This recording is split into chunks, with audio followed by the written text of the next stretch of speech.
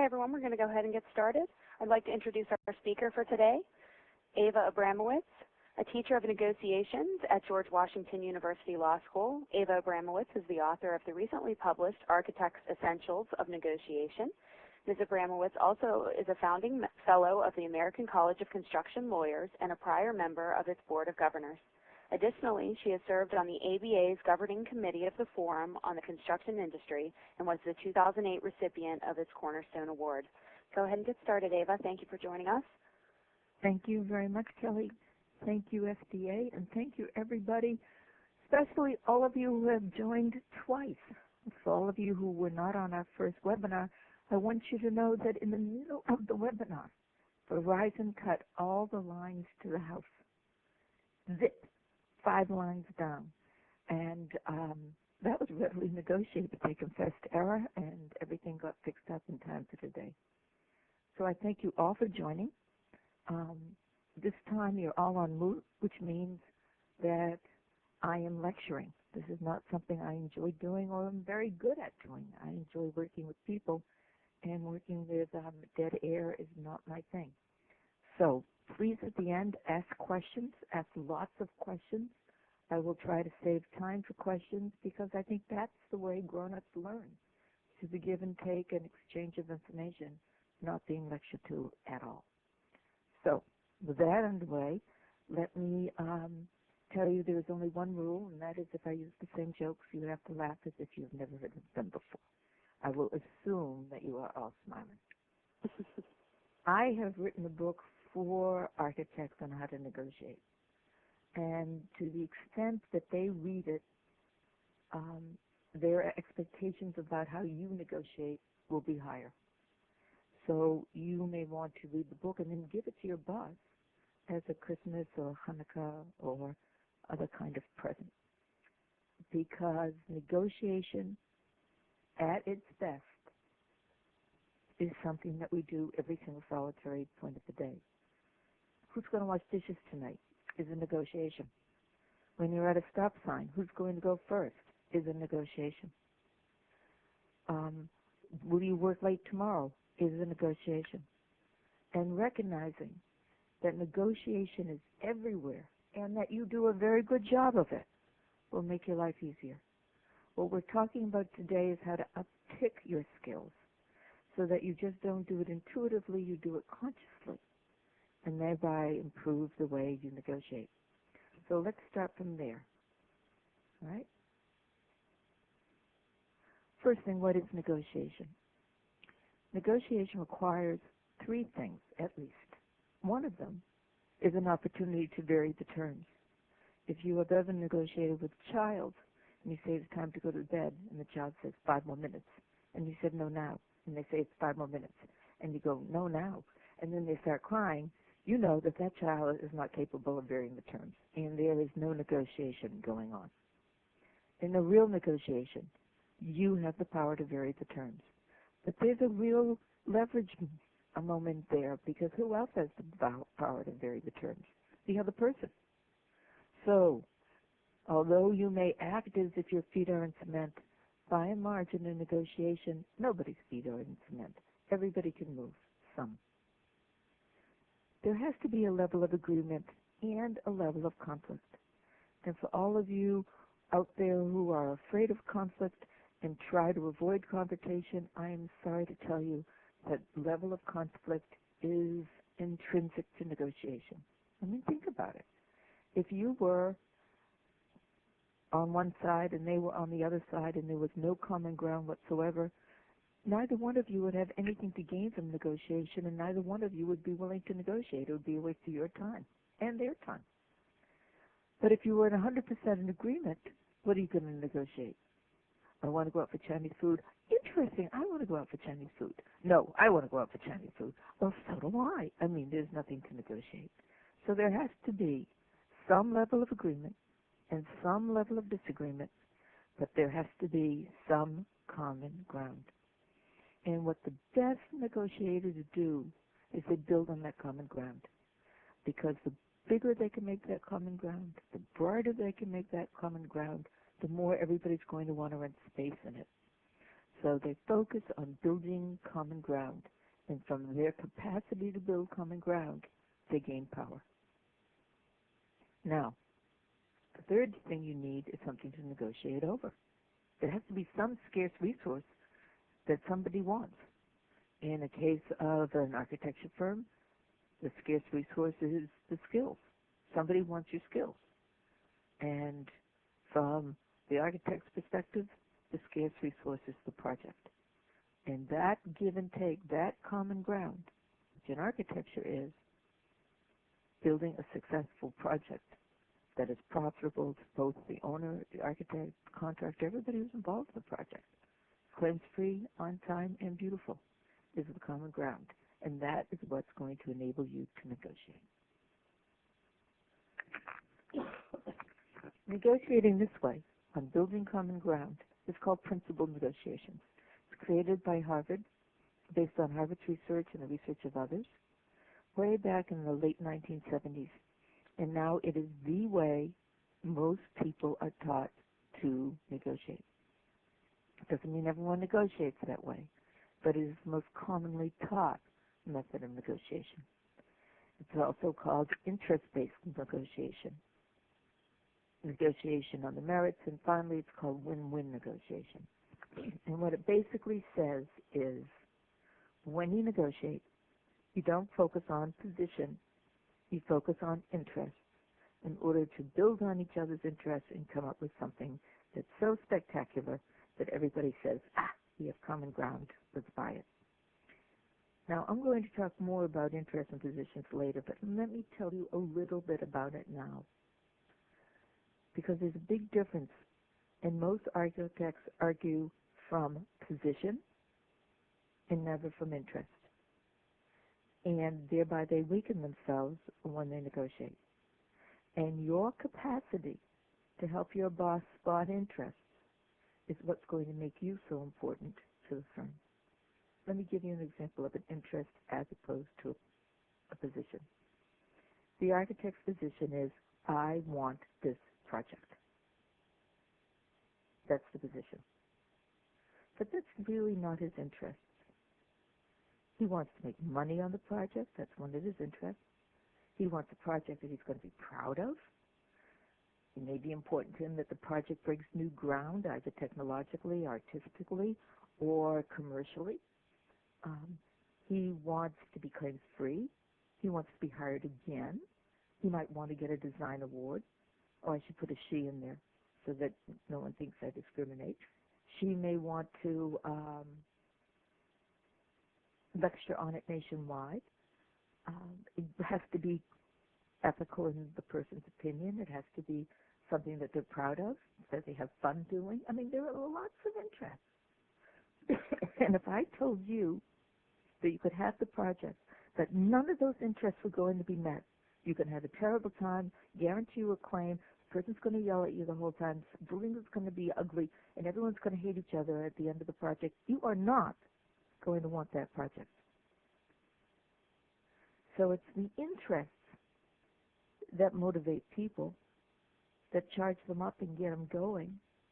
But if you focus on position and position only, you may end up achieving your position, but lose all of your interests and ultimately lose the war. So that's the difference between the two.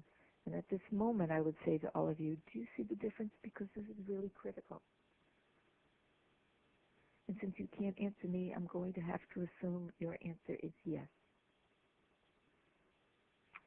Now, when you look at it that way, when you look at it that your whole goal is to understand your interests and to understand the other's interests and to kind of marry them and work them out together so you build common ground and everyone ends up wanting to live there, then negotiation has a different definition. It's problem solving.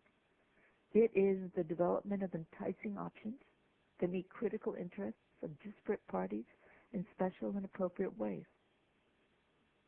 Now that defines negotiation, but what else does it define? If you think about it, it also defines design.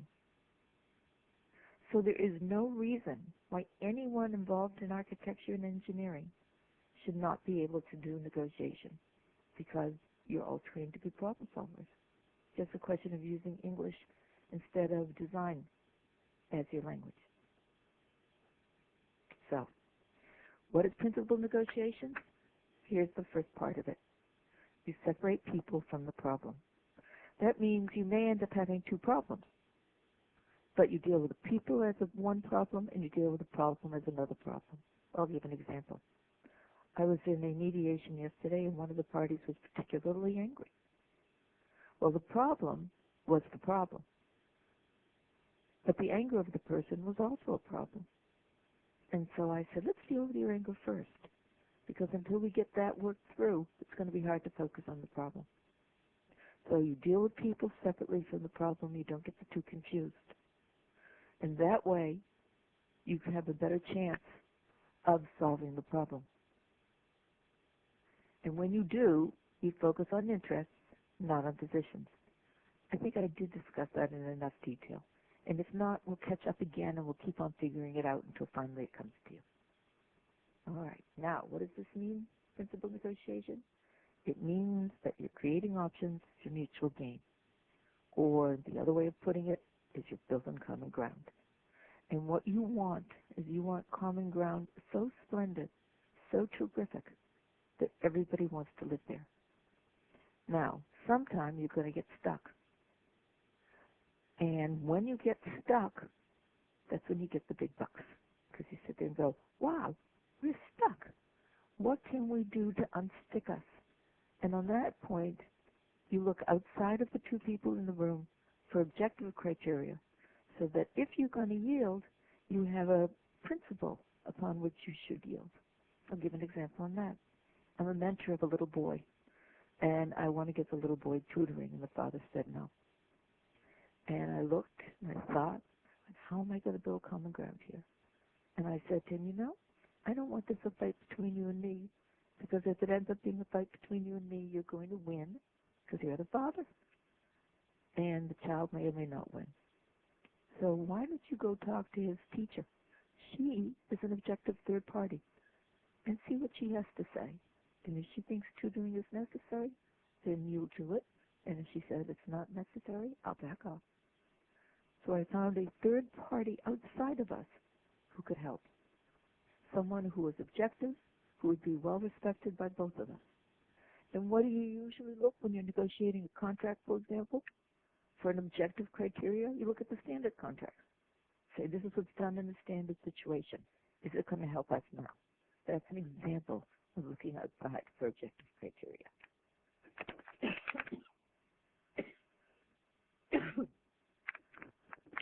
In other words, you are going to be very soft, kind, compassionate about the other people, but you are going to be very hard on the problem. If someone asks you to do something and it makes no sense to you because it won't solve the problem or goes against your interests, you're going to say, how does that solve the problem? You're not going to sit there and go, gee, the client's asking me to do that. It must be important. I love the client. I want the job. Okay. So if a client says, can you do this for $26,000, instead of saying, well, maybe I can do it. How would I cut my services? What would I do to be able to do it? You simply say to the person, how did you arrive at that figure? What does that figure mean to you? What is it based on? You are soft on people. You are hard on problems. And you do not acquiesce to be nice. You acquiesce because it will solve the problem. The worst kinds of negotiators, and there are two. One is someone who wants to be nice, and the other one is someone who wants to win at all costs. And the assumptions of I need to be nice, the person's my friend, they have to be liked, weakens their position every step of the way. Because one, they end up bargaining with themselves based upon their imagination of what will be nice to the other person. And two, they never solve problems. In fact, they create them. And it's just as bad if you want to win at all costs, because you don't solve problems, you're mean to people, and you're mean to the problem, and you end up with worse problems. So those are the two things that you should guard against. And that means to do that, you have to know what your interests are, be willing to assert them, but be kind to people and willing to understand them so that you can locate the common ground for both of you to live. Now, this can happen even if you don't trust each other. And that's why this whole system is so useful. If you don't trust the other person, you're just going to want to build bumpers around you all. For example, you're negotiating with someone, and they promise you to do blank, and you don't believe they will. Say, let's put that in writing. Or let's define it, and then put it in writing, so that you have an independent thing to look at afterwards. But trust and verify is the way to go. It was honorable in the past, and it still works. This is a chart that I created, which defines the guy who's, participants are friends, and the meanie participants are enemies, and on the merits. And what you should always focus for is negotiating on the merits. When I put my arrow up and down, can you see the arrow or not? Oh, the joy of movement. You can't? No. Okay. There's a pointer if you need a laser pointer. That's too much information for me. I'm not that smart. Okay, we've already talked about the experts negotiating by building in common ground. But how do architects traditionally build common ground? How are you all taught to do it? It just came from an NCARB meeting. If I didn't hear it 5 times, I heard it 6 or 7 times until finally I blew a gasket and I said, oh, spare me. You are taught to educate the client. That's what you're taught.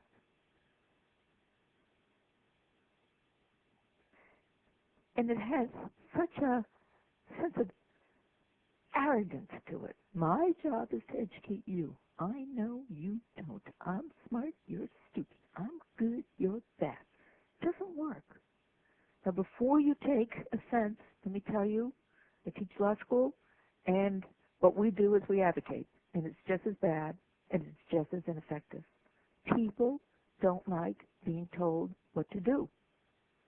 And if you don't believe it, you don't remember what it was like to be a teenager. People like respect. So how do you build common ground?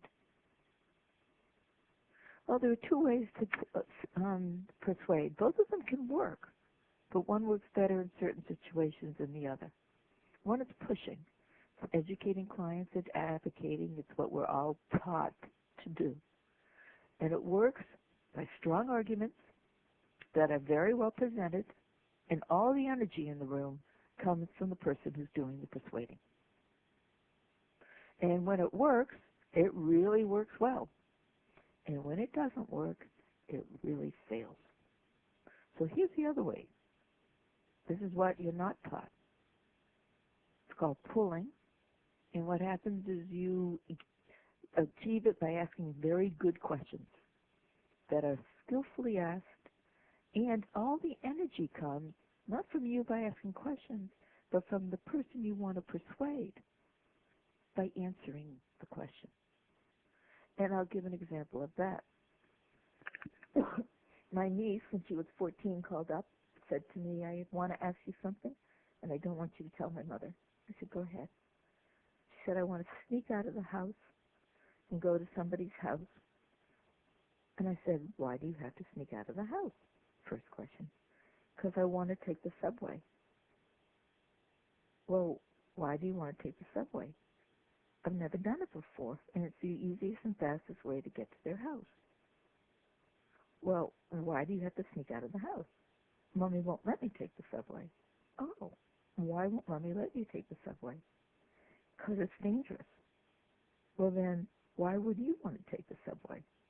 And by asking questions, she worked it out herself until she understood that it was a dangerous thing that she was trying to do for her at that stage, and that she shouldn't do it.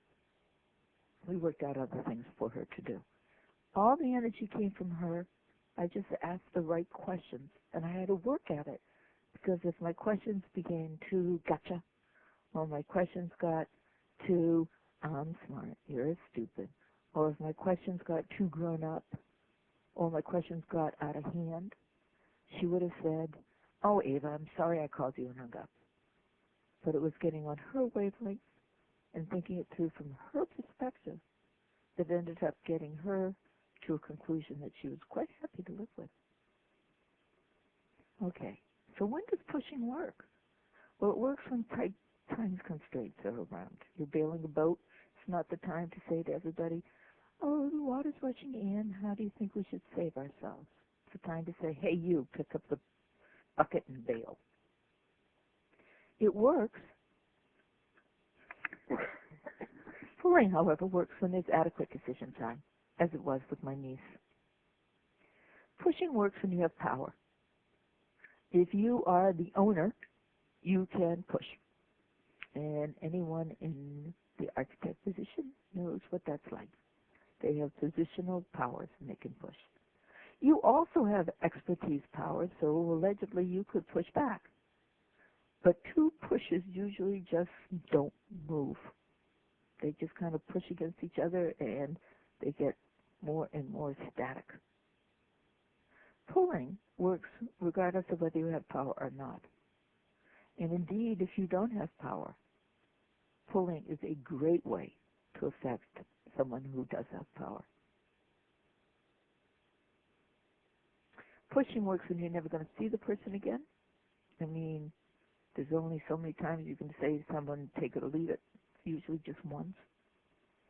But pulling is when you want a long-term relationship, when you are going to be negotiating again and again and again. Pushing works for small decisions. Pulling works regardless of how large the decision is. And most of all, pulling works when the client's commitment to the implementation is essential for the success of the project.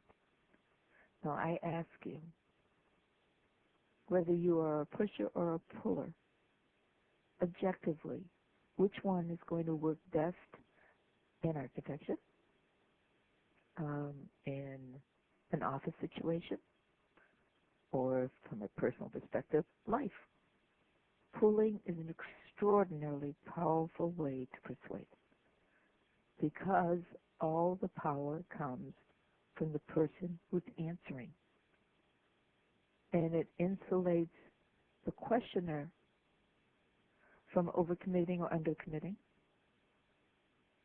And it permits the answerer to have the problem solved. It's a very, very powerful tool. And it's not easy. It's counterintuitive. It's something you have to work at, and it is something that can be learned. And in my book, I have an entire chapter on communication behaviors and how do you go about using communication behaviors for the betterment of the project. Let me briefly tell you, though, how pushing styles work.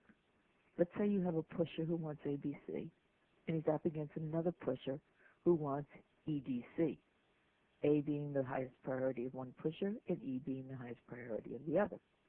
Well, if they're typical pushers, what's going to happen is pusher number one says, I want A. And pusher number two says, oh, yeah? Well, I want E. And they go back and forth and back and forth and back and forth and back and forth, and they get nowhere.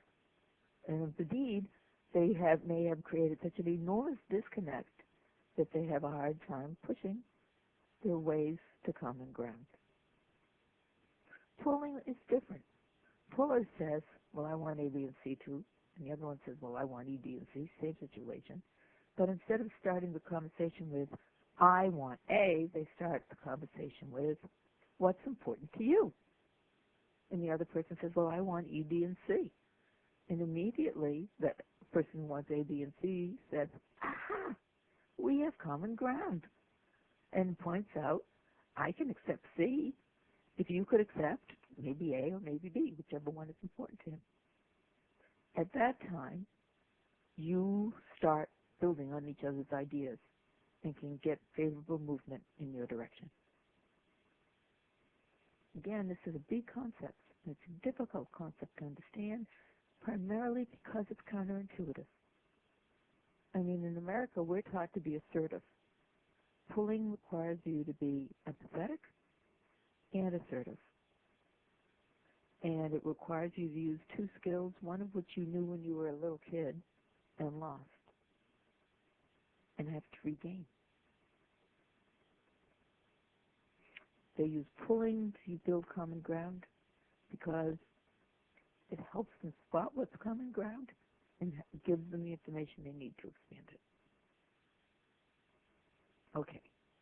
Now, I told you there was a chapter on communication behaviors, but I have a little preface here so you just get an idea of what I'm talking about. There are 3 communication behaviors, and you can't go anywhere unless you have all 3 of them happening. Now, you're not facing me, but if I asked you, have you ever been in a meeting when nothing happened, I would venture to say 99% of you would raise your hand and 1% of you is a liar or asleep, one or the other. I'm sure you've all been to brainstorming meetings where nothing happens. I'm sure you've all been to meetings where it ends up in a yelling match, or meetings where you just look at each other when you walk out and go, I had so much trouble, I wanted to fall asleep so badly. Nothing got done. It's because one of these 3 communication behaviors was missing. So let's go over what they are. The first one is called initiating. I have a proposal to make. I have an idea that I think we should consider. Or my husband makes fun of me because I end up making proposals through questions. And he keeps on saying, is this a girl proposal? For example, would you like coffee? Are you asking me to go get coffee? That's a girl proposal, yes. For proposing is necessary. You have to have something on the table to discuss. The other thing you can do is instead of proposing, you can build on the proposal of another. You can say to someone, wow, that is a neat idea. And if we put it cantilevered, then the sun will be able to shine. You're building on the idea of somebody else. It's not a counter-proposal. It's not a proposal of saying, oh, well, I don't want to put it on that hill. Why don't we put it down in the valley? That is a counter-proposal. That's not building on the proposal of somebody else. That's saying your idea is bad, my idea is better. That's saying it's cited beautifully, and if we cantilever it just this much over here, is building on the proposal of somebody else. Now, you need reacting. You've all been in a meeting when someone doesn't react. Unless someone reacts in some way, you can't move forward. You can react by supporting. Neat idea. I really like that. Let's go with it. Or you can go forward with, nope, I don't think that's going to work. Or you can do the third variation, which is, that's a dumb idea. Where'd you come up with that dumb idea? Yeah, you don't like my idea? Well, if you could ever come up with an idea of your own, maybe you'd recognize that my idea is good. Oh, yeah? And then you know what ends up happening. The third behavior you need is clarifying behavior. So often in a mediation, I'll hear the 2 parties using the exact same language, yelling at each other, and it's clear because one side thinks they're talking about A and the other side thinks they're talking about not A. Clarifying is what's going to help you build the common ground. Clarifying is what's going to help you bridge the disagreements. Clarifying is what's going to end up helping you come to some kind of understanding. You can clarify in 4 different ways. You can test for understanding. You can say, you just mentioned cantilevering. What does that mean? You know, are you talking about putting the door over the side or the windows over the side? Are you talking about this amount of degrees or that amount of degrees? What exactly are you talking about here? Oh, you know something? That's not an example of testing for understanding. That's an example of the next one. Seeking information. Oops, that's the third one, seeking information. So let me see if I can come up with a good example of testing for understanding. Testing for understanding would be, oh, I assume then when you're using the word cantilever, you're talking about A, B, and C. Do I have it? That's testing for understanding. Summarizing is taking the words of the other person and putting it into a summary statement to see if you get it, which is, you know, you've been talking for around 5 minutes and you've made a tremendous number of important points. Let me see if I get those points. This, and this. Did I get it? In a way, that's testing for understanding, but it's also summarizing what the person said. Seeking information is the one I did first, but labeled it something else. Seeking information is just asking a question. And the last one is giving information. Now, I have to tell you, when they did research on this, they found out that the best negotiators tested for understanding and sought information more than anybody else. But guess what lawyers did the most of? See, I can't read your faces and I can't hear your answers. But if you think about every lawyer you know, all we're taught is giving information. And in fact, lawyers give so much information in the course of a negotiation that they out-clarify everybody. But they also end up not getting agreements because people don't like pushers. And when you're giving information, you may be pushing. All right, so you need all three to make progress. Missing one of them, you get nowhere. If you're ever in a meeting, it doesn't matter who the leader of the meeting is, and the meeting isn't going anywhere. And this is really, really true if you're at the bottom of the heap or in the middle of the heap. You can help the leader of the meeting by saying, you know, I've heard a lot of initiating, great proposals. And I've heard people explaining them up the yin-yang, but no one's reacted. Is there any proposal here that is more exciting than any other proposal, or is there one proposal that we could work on first? Or even better, you know what else you could do? You go, you know, we seem to be split between two proposals.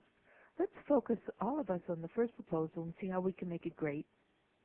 And then let's focus on the second proposal and see how we can make that one great.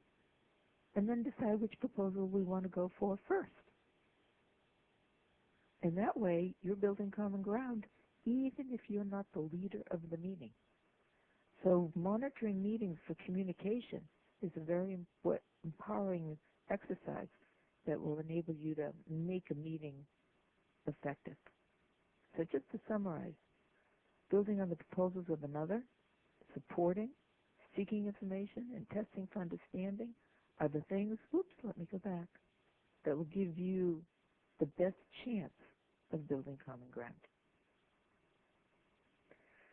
Again, I would say to you any questions, but you're not going to answer me, so let's keep on trucking. What do experts do to persuade? They pull, they build on the proposals of others, they support, they seek information, test understanding, and they do that all to build common ground. Now let me tell you what I mean by an expert negotiator, because this is important. An expert negotiator is somebody who routinely comes to an agreement.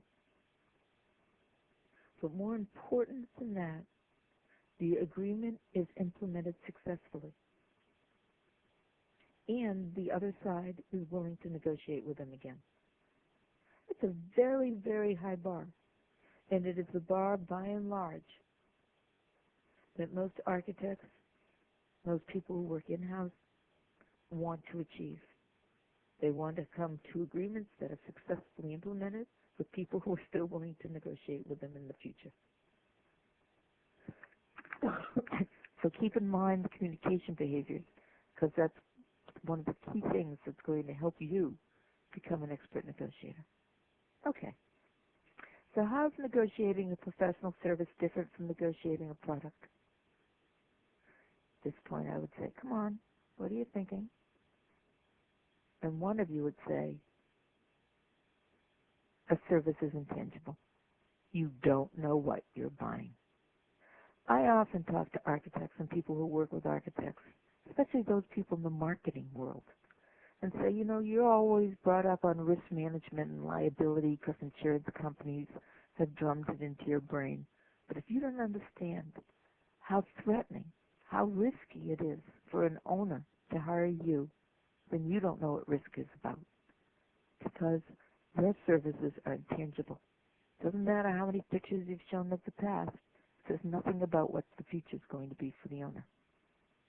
And not only are they intangible, not only are we hiring someone whose services we don't know anything about, we're also hiring a person we don't know anything about. People spend less time choosing an architect than they do choosing a spouse, even though it may take longer for a building to be built than a marriage to last. You're supposed to be laughing. Also, the solution derives from discussion. a very big difference. In a product, you can check the specs. But in a professional service, you've got to talk. You've got to listen, and you need to use those communication behaviors we just discussed. And also, it's trust-based. Now, I want you not to look at your PDFs. I want you to think this one through with me, please. How do you build trust? They went out and they asked clients what's important in the professional consultants they hire. That's architects, doctors, lawyers, engineers. And they found out that there were three things that clients considered to be critical. One was candor, one was competency, and one was concern. Candor is that the professional wouldn't lie, that they would be straightforward. They wouldn't puff. If they didn't know something, they'd tell them they didn't know something, but you could trust their word. The sun could rise and fall on what they said. Competency was another thing they looked for. They wanted professionally sound advice, someone who they thought could do exactly what they said they were going to do. And experience was critical in making certain that the person was competent. And the last thing that they were looking for is concern, that the person cared what they thought about and was working solely for their benefit, not for the person's benefit, but solely for the client's benefit, and that they listened. And of those three things, when clients were asked, how many of your professionals would you give an A or a B to? What do you think professionals got the highest grades on? Competence, candor, or concern? Well, if all of you who aren't talking to me today were in a room and were typical of most of the people I teach, you would tell me that concern was the number one. But let me tell you, it's not. When they went out and asked people, 83%, people said 83% of their professionals got an A or a B in candor, 60% in competence, and 35% in concern. And when you think about it, what are the two raps against architects? One is they're arrogant, cured by more concern, or two, they don't listen, cured by more concern. It's the inability to exude concern that undoes the professional. How do architects undermine themselves? Talk limit about liability, because as soon as you talk limit of liability, you're talking about yourself and not about your client. Talk about my design needs. Once again, you're talking about you and not your client. So any of the kinds of things that architects are particularly taught in school to say undermines the trust that a client so desperately wants in real life. And if you think I'm wrong, take it out of architecture and put it into law. Why are there so many lawyers' jokes in the United States of America? They don't make jokes about lawyers being candid or competent. All the jokes are concern jokes. Why are lawyers' arms so long? So they can get into your pockets. They're all concern jokes. And it's the inability for you to be perceived by your client as aligned solely and totally for them that undermines the trust that is so necessary to make a project done. And if you don't think 35% is a failing grade, let me tell you, when they looked at salespeople, they were rated better. So we professionals have a major problem. And I'll give you an example. Doctors, you know how they handle the malpractice crisis? They talk to their patients less. And the net effect of it is, all it did is it increased patient anxiety and willingness to sue. Concern is critical. So how do you go about building trust? Well, you can't say to someone, trust me, I'm competent, candid, and concerned, because the first thing they're going to sit there and go, uh-oh, this person is not competent, candid, or concerned. You can't do it. You can't say to someone, trust me, because the first thing they'll do in the United States of America is check their bags. So how do you build trust? Well, think about it. You ask questions, and you use the other's answers to prove that you're competent, candid, and concerned. And I'll give an example of that. My husband and I needed to build a commercial building for his company. And the architect was asking, how many rooms do you need? How much space do you need? How many people are you going to put in there? All kinds of questions that may help them design, but certainly weren't going to help us achieve anything other than the design. Finally, the contractor said, I have a question. Who are you building this for? Are you building it for yourselves? Are you building it for your employees? Or are you building it for your clients? It took us a long time, and we finally said for the clients. Well, are you building it to impress the clients? Or to work with the clients? Or a little bit of both? Or, what client reaction do you want? And in the process of asking those questions, the architect proved that they weren't confident, and they certainly weren't concerned about us. They were only concerned about their design. And the contractor proved that he was extraordinary and was thinking solely about our business goals and objectives so that whatever building resulted would meet those objectives. The more powerfully you can get into the brain of the other, the more powerfully you can ask questions that will help the others think through their problem, the more useful you'll be and the easier chances you'll have to build common ground. Therein lies your power. All right, so this is a dumb question given everything I've talked about. Who asks more questions, the expert negotiator or the average negotiator? Well, given the way I've been pushing questions for the last 15 minutes, the answer clearly is the expert. And look at it. It's 3 times more. They are absolutely committed to understanding the other because by that process, the other can understand themselves. All right? Next question. What questions do they ask? Well, they ask questions that are going to reveal what the other person is thinking, what their interests are, what their options are, in order to be able to build elegant options. And they're also going to ask questions when the other person has a really crummy idea, because you don't want to say to someone, you're stupid, that idea is not going to work. But you could say, how's that idea going to work? If this and this and this happens, how do you think we could deal with it? And let the person think through the problem themselves and come to the conclusion of, that may not work. Oh, well, do you have another idea? They do it to expose strategic information,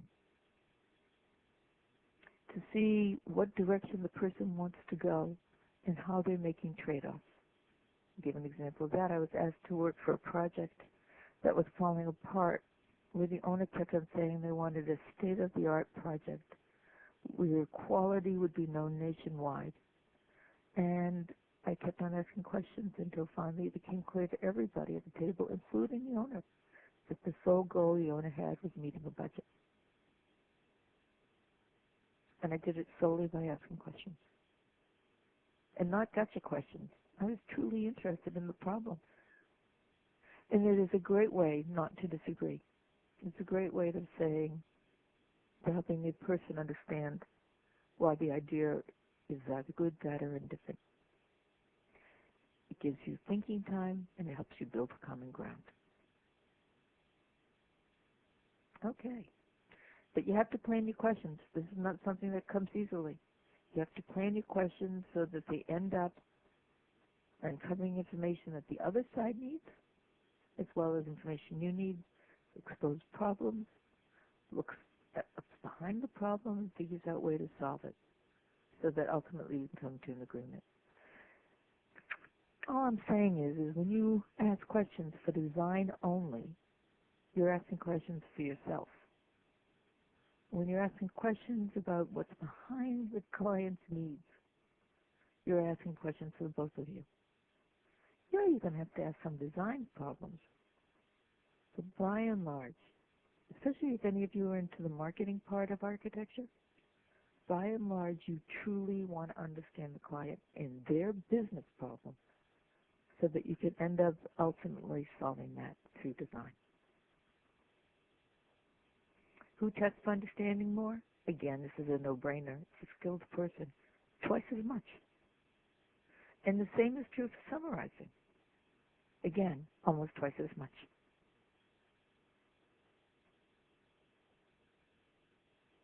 Because the impact of understanding, the impact of being able to say to another person, I gotcha. I hear where you're coming from. It will help you decide which concessions the other will value. Now, you may notice I use the word other all the time. I very rarely say other side. And that's because when you think of sides, by definition, you're thinking war. You're thinking adversary. But if you just talk about a person who's another, what you're just saying is that person is that person. It's not me. They have their own needs, their own interests, their own desires, their own problems.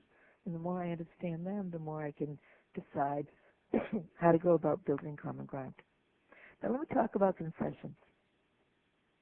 It does you no good to concede something that the other person doesn't value. You only want to make concessions that are valued by the other person. So it does you no good to say, I'll work all day Saturday to get this done if they need it done on Friday. Concessions only good when they're valued.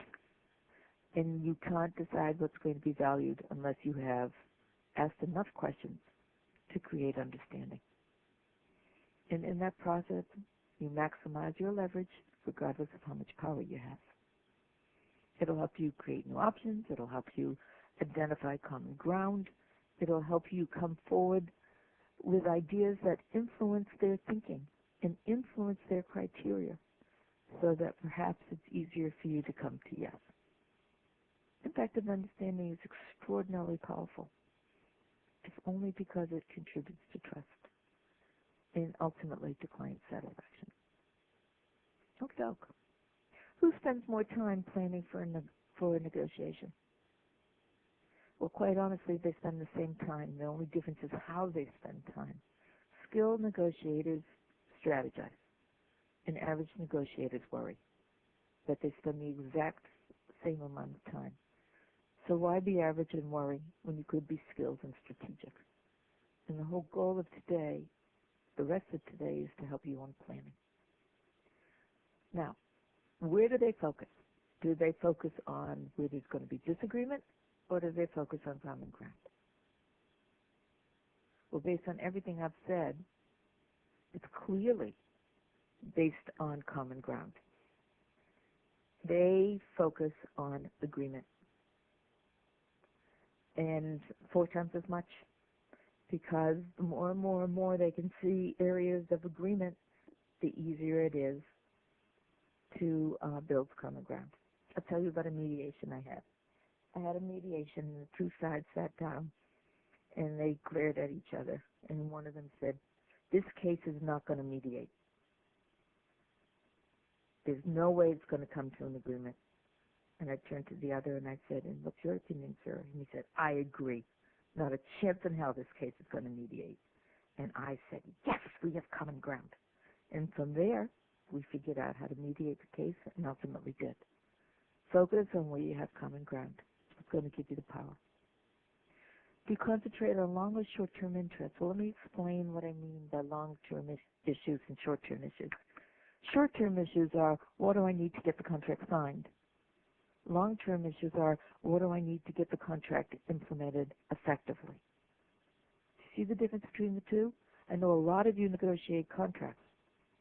One is, what do I need to get it signed? The other one is, what do I need to have a successful project? Where do you think they focus? Oops. Again, they focus on long-term. Now, you think about it, because that's what gives you power. In a contract, what you're trying to do is create a predictable schematic on how the project is going to be delivered. So anytime someone comes up with an idea that's contrary to how a building gets built or a project gets done, or it's something that you don't understand, you can say, I could agree to it now and get the contract signed, but that's not my issue. My issue is how are we both going to successfully implement this phrase? What are you talking about? What does it mean for the project? How will it work? And by asking those long-term questions, you increase the chances of coming to an agreement that can be implemented successfully by both sides. Now, where do you focus? Do you focus on one area in depth, or do you just focus all over the place on a lot of options? Well, skilled negotiators focus on a wide range of options. In fact, if there are 10 things to negotiate, for each one of those 10 things, they'll have at least 5 different ways you can skin a cat. And why do they do that in planning? How many of you have ever been in a negotiation where the entire time during the negotiation you can't listen because you're always thinking? You can't respond because you're trying to figure out what the impact of your response is going to be. You can't duck because you're too busy jiving. You just can't play because you're trying to wing it. Expert negotiators don't wing anything. They do as much planning and strategizing they can outside of the negotiating room, because when they want to walk into that negotiating room, they want to be able to do one thing and one thing only, and that is listen. Listen and understand, because based upon listening and understanding, they can figure out, oh, I thought we would have common ground over here. No, it's over here we have common ground. This is how I can expand it. This is how I can build it. This is how because they've done so much thinking beforehand, they don't have to think through the problem at the time. They can listen and they can deal. And if new information comes up that they hadn't thought about, instead of being shocked, they can go, wow, this is new information. Tell me about it. Tell me about it. And they can listen, because all the homework has been done. Now it's a question of understanding. And it's through the power of understanding that they can come to a solution they can live with. So how do you go about planning? Well, there are 2 ways. You can do this or this. This, number 1, is called sequence planning, where you write on an envelope, we'll do A, B, and C. Or the other one is A needs to be solved, B needs to be solved, C needs to be solved. And if the owner walks in and says, let's discuss Q, you already know how to solve that one too, issue planning. Well, by and large, skilled negotiators use issue planning. And why? For the same reason. They don't want to have an agenda in their head so stuck in concrete that they can't deal. They want all the issues thought through, so wherever the other is, they can join them. I don't want to talk about heating. I don't want to talk about electricity today. Okay, let's talk about electricity. But when they plan, do they set their objectives? I want A, I want the project, or do they set a range? Well, the average negotiator sets a fixed objective. I want the project. And the skilled negotiator sets ranges. Well, I may or may not want the project depending upon the scope, depending upon pay, depending upon this, depending upon that. And within these ranges, I can play. And why do they set ranges? Again, so they can move, they can be flexible, they can listen, and they can respond appropriately.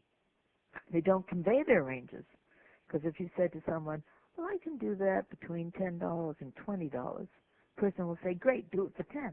They don't convey their ranges, but they certainly have ranges in their head. Now, you all know these key concepts, that there's an exposure, and you're either capable or not capable of managing the risk.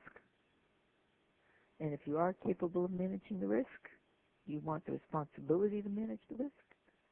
And if you want the responsibility, you want the power to pull it off, and that means you want the authority or C. Those concepts have been in the AIE handbook since I created them way back in 1980. I'm not going to tell you. I'm old. I don't need to date me. But those concepts are key concepts that architects use all the time. They do it intuitively, though. Exposure is doing a nuclear power plant. I can't do a nuclear power plant. I'm not capable of doing it. I don't want to do it. and they reject the project. Do a single-family house. You're all capable of doing it. You're all trained to do it. But you want to deal with a husband and a wife and children? Yes, I'm capable, but it's not anything I want to be responsible for. It's contrary to my business plan. I'm going to reject it. That kind of thinking you do instantaneously. Where you end up losing, if you lose at all, is on power. You know how to ask for authority. You don't know how to ask for C. C is not an allowance. C is the thing that the owner has that will permit the owner to get the project that they want. So if someone says, I don't want to pay you that much, your reaction should always be, that's okay. It's your project. What do you want to cut back on? The exposure? The responsibility? I mean, how are we going to make the project smaller so that you can afford it? Because building costs are the building costs. And you can't avoid those costs other than by changing quality or scope. So how are we going to go about negotiating this out? Your fee never becomes the issue. The sole issue is project success. The sole issue is delivering the project that the client can afford. For reasons that I will never understand, the thing that is most critical to clients is budget, and the thing that all architects taught in school is you can't control the budget. I don't know why meeting budget is not an ethical issue for architects, but it isn't. But talking money, talking really honestly about money, is one of the most important things you can give a client. And it's one of the things you're not taught to do. It makes it very difficult on your clients, makes it very hard on you. So, what can you do with the project? Well, you can take it or leave it. But you can also make it less risky by increasing your skills or by allocating the risk to someone who's more capable than you are, or by transferring it to insurance. But I got to tell you, when I developed this concept way back in the 80s, AIA just reproduced it in the new handbook, although they ascribed the chapter to somebody else. And they cut out abate it. They cut out increase your skills. And I'm just so sad because that is the one thing professionals can do to manage risk for clients, increase their skill level. And in our society, the people who are smarter, brighter, more capable, more creative are the people who are going to get the big bucks. And for the Institute to cut out increase your skills is just so sad to me. I cannot tell you. Which is why I'm so proud of all of you listening to this, because it's just one more way to increase your skills. Congratulations to you. I hope I live up to your expectations. Now I'm noticing it's 3:03, and I'm also noticing I'm on 44 of 56. And I want you to be able to ask questions, so I am going to have to talk either much, much faster or skip some of the slides. So let's see what I can do. In the olden days, all power went to the seller of services, but it's not that way anymore. You can get a coat on the internet, in a catalog, in the store, in a secondhand store. You can get anything any way you want to get it. All power rests with the buyer. And when buyers start thinking, first thing they think of is how strategically important is this product or service to me personally. And if it's not important, and if it's really easy to get, they're going to shop for it on price. And what the internet has done has made a whole bunch of people shop buyers, because you can do all the research on the internet, you can do all the thinking on the internet, and then come to a decision all by yourself through the internet. And indeed, that makes it much harder, not just for architects, but for doctors, for lawyers, everybody, because you can get a client with a tremendous amount of misinformation that you have to deal with, or information that you have to deal with. Or you could not get a client because they can get a will off the internet. Why hire a lawyer? It's a problem facing all professionals. So what does a professional do? Well, one thing they can do is they can make themselves more strategically important. And that's what everybody does through continuing education. That's why everyone's trying to learn green so they can be more strategically important to clients. Absolutely. But if everybody's doing it, then it's not going to make it more difficult to get those services. The other choice you have is to make it yourself such a boutique that you really have no competition. But then again, you'll have at least one person who's a computer, and the clients are going to have to manage the risk that one of you is not going to be there. In the best of all worlds, you want to be in the partner box, but you have to be pretty extraordinary to be in the partner box. You have to be one of a kind, difficult to get, and only providing highly strategic services. But even the Frank Garys of the world get replaced by somebody else. So it's always difficult to be in that situation. But when you're there, thank your lucky stars, because there the buyer is going to be more willing to partner with you and more eager to trust you and to achieve something great. Okay. So, given what I just told you, how do you go about setting a range? The experts go to the tippy top of their ranges and say, aha, this is where I'm going to set my range? Or do they go, no, I'm never going to get it, and go down to their walk-away number? What do? Well, there are all kinds of risks in going too high or in going too low. If you go too high, the other party will walk away thinking immediately you're clueless. If you come in and say, I can do it for you for $1 million and their budget's $200,000, it's going to stare at you. And if you realize that you're too high and then you drop massively, you've lost all your credibility. So they won't think you're either competent or candid. Either you were lying before or you're inept, which makes you very vulnerable to the competition. But if you come in too low, you basically have the same kind of problems on the flip. If you come in too low, what the research shows is that this button is not going to move. Oh, what do I do? It's stuck.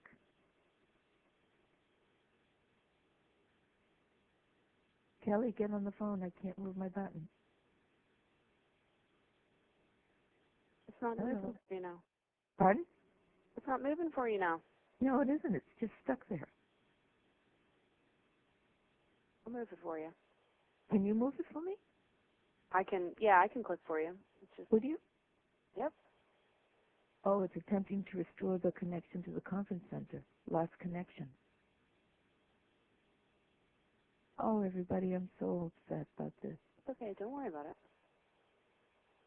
Let's see if it can reconnect. Let's give it another second and see if it can reconnect. If it doesn't, then I'll move your slides for you. Thank you. Mm-hmm.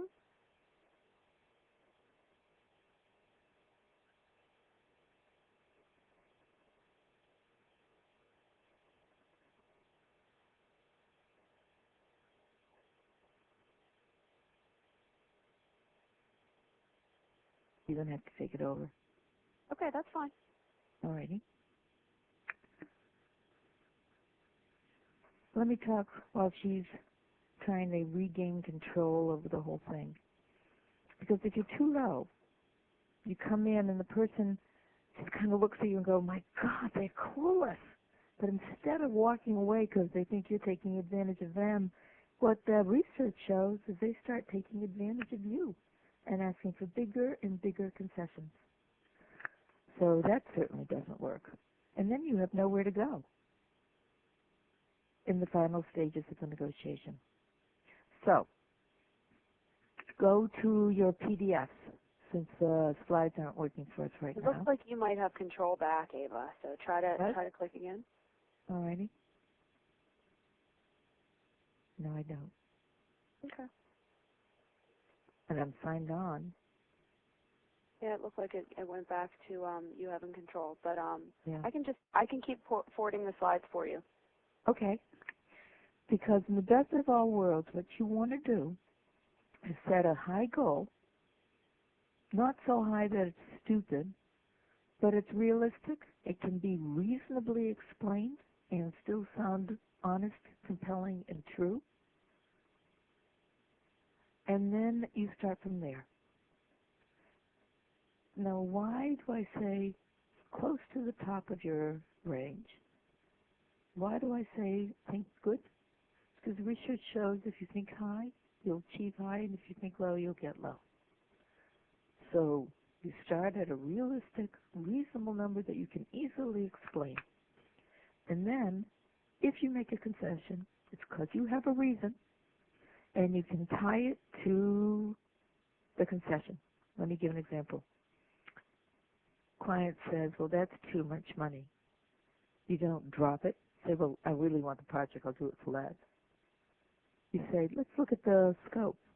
Let's see if we can change the scope ever so much so that we can start affecting the cost. So if you do this, then I can do this. And you tie it for a quid pro quo. You do A, I can do B. And that way you have a concession that has a reason, is going to be respected and achieved. Oh, that's great. Keep going to the next one. Okay? Next one. Go ahead and now click. Here you go. Start it near the top of the range. You always have a quid pro quo.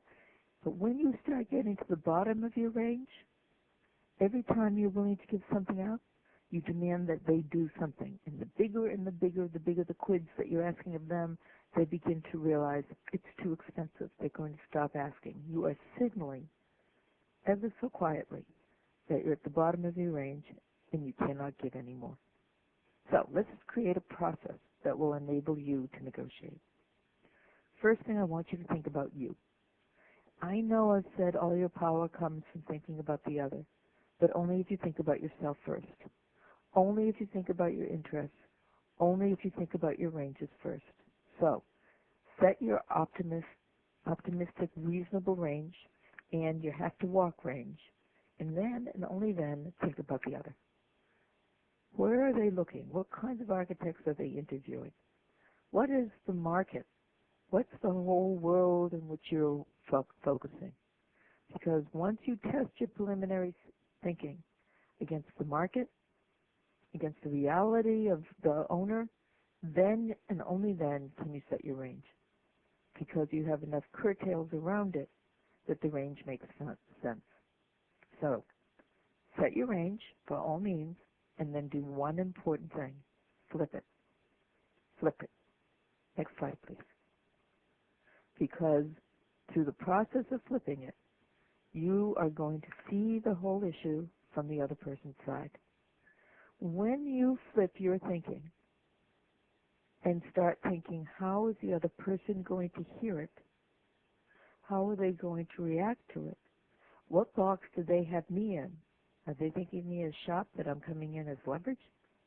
Are they thinking me as leverage, but I'm coming in as partnering? How are they going to hear this range? Then you can start thinking strategically. Now, this is hard. I'm just going to tell you what these things are, and then I'm going to show you what they are.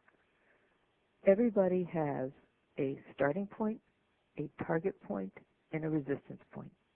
Let me tell you what they are. If your range is at $10, we're going to lose, so I have to make sure it doesn't go below 11.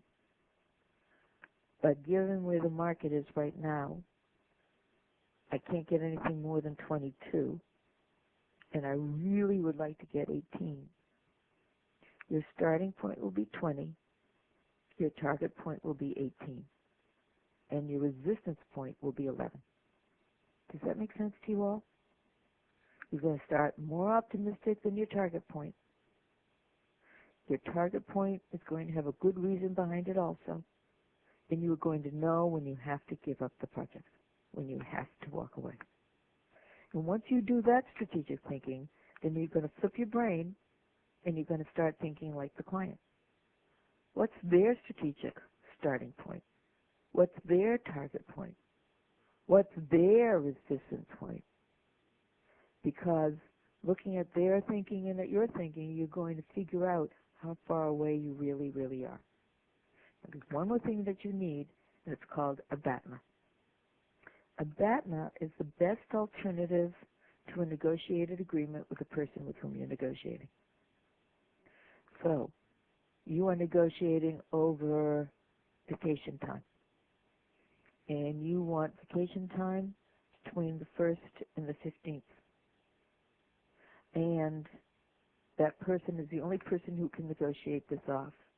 What would be your BATNA? What would be the best alternative to come to a negotiated agreement about these days? Well, it might be not to take vacation at all at that time, but to wait in 3 months and then take 3 weeks off. That might be the better negotiation agreement than coming to only 5 days during those 2 weeks. I'm getting tired, so I'm not sure I'm making sense. So let me try it again. If you cannot get a project worth getting, a deal worth having, you need a fallback position, because your fallback position may be better than the negotiated agreement with the person. And if you walk into a negotiation with no fallback position, no best alternative to getting an agreement with this guy, then you don't have the power to say no to a bad deal. And you truly need power to say no to a bad deal. And that's what a BATNA is all about. And you have to think through your BATNA, and you have to think through theirs. Now, let's go to the next slide. Because we're going to put up a settlement zone. We're going to put up your settlement zone first. You're going to show your target point, show your starting point, resistance point, and you're going to lay out your strategy right there. Next click. Well, the other person has the same issues facing them. Notice they have a target point, a starting point, and a resistance point. The difference between the two resistance points, the distance where they're going to walk away and you're going to walk away, is a settlement zone. And most often, people walk into a negotiation thinking the settlement zone is approximately 1/2 an inch, and that they're way outside of the other person's settlement zone, and they're going to say no. And that's just not the case. Settlement zones are invariably bigger than you think. And if you're truly imaginative, you can change the settlement zone all different kinds of ways by coming up with elegant options, so that you expand the settlement zone so both of you can find space inside of it. But if you walk in thinking you're going to lose, I guarantee you're going to lose. So walk in thinking you're going to win, and ask questions to figure out where their starting point is, the basis for it, and see if you can figure out from just that conversation alone what their target is and their resistance is. Now, sometimes you're off kilter, or the other person is off kilter. Let's go to the next slide. You've laid out your resistance target point and starting point, same place. But notice their resistance point. Their resistance point is so close to your starting point and so far away from your target point. And they're starting way outside your resistance point, that suddenly you're starting to think, oh my God, what am I going to do? I mean, the starting is way, way off field from my resistance point. His target might have to be out there too. I'm going to lose. That's if you're normal. Why is the other person doing that? Well, if you think as opposed to react, could be that they have no idea what they're talking about, and their starting point is off the wall, and their target point is off the wall. Or it could be that they're a bargainer, and what they're hoping will do, go ahead and hit the next slide, is that they will force your settlement zone into their area, way past your resistance point, and they'll change the anchor. Let me talk about anchoring just for a minute, all right? Anchoring is really powerful, and it is all subconscious. Anchoring is when you would throw a concept into the air, and it takes a life of its own on. An owner says to you, can you do this for $10,000? Immediately, $10,000 is anchored in your brain. They might have pulled the $10,000 out of the air. They may have no idea how much the project is going to cost. They may have no idea where they came up with that number, but it's going to anchor your thinking. Anchoring is so persuasive and so pervasive that I taught my entire class about anchoring, and then I threw an anchoring problem out, and none of them recognized that they were being anchored. You have to understand that the impact of other people on your thinking is major. Even if you try to fight it, it's major. And the easiest thing to do is to reframe and create a new anchor so that people's whole idea of thinking about a problem changes. The best example of that is we used to pay estate taxes. They call it a death tax. And suddenly, you're taxing someone who just died, and the whole family is bereft, and the world is going to end. A new anchor. And it's powerful, and it's insidious. So when you're doing settlements, if you're ever getting hit off, being proposed with a concept that blows you away, instead of being blown away, what do? Ask questions. How did you come up with that number? What was you thinking? What do you imagine can be built for that? What are you hoping will happen? So that you, one, can regroup, and two, you can react and start rebuilding common ground. So, 2 more slides. Let's go to the next one. If you're up against a hard bargainer, someone who is focusing on outcome alone, who's trying to get you to buy their anchor, hook, line, and sinker, set your starting point as high or as low as you arguably can, because this person's a hard bargainer. Don't move it without information. Get as much information as you possibly can from that person. Give as little information as you can to that person, because the person only wants information to use it against you. And keep your resistance in mind and your batnet in mind, because life is very short, and you may not want to work with this person. It may not be in your cards.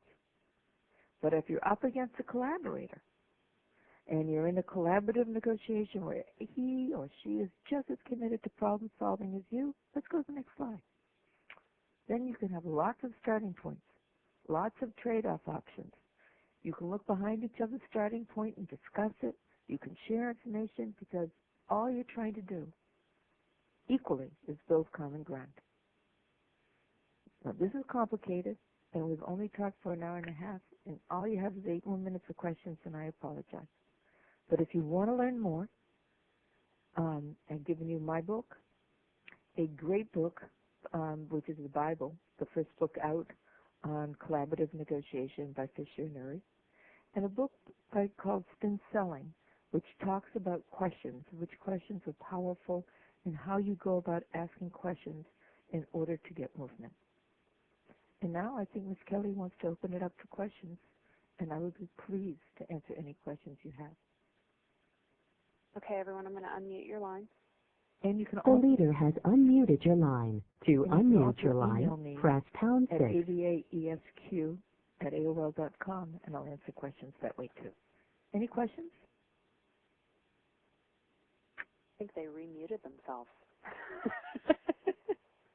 Are you there? First to people, come in, please. Now, I either did a brilliant job or I bored you all to death. Which one is it? I think you did a good job, Ava. Thank you, Ms. Kelly. Please, if you have any questions, feel free to call me or email me at avaesq@aol.com. And I thank you, and I thank FDA for letting me do this. And I hope you all buy my book, and I hope it all helps you, because the power of negotiations is the power of getting through the day. Thank you so much, Ava, for presenting for us. We really appreciate you doing this a second time. And, we thank you, and thank all the technological gremlins of the world. You've made our life interesting. Thank you, Kelly. All right. Everyone, have a good day. Bye, everybody. Thanks. Bye-bye.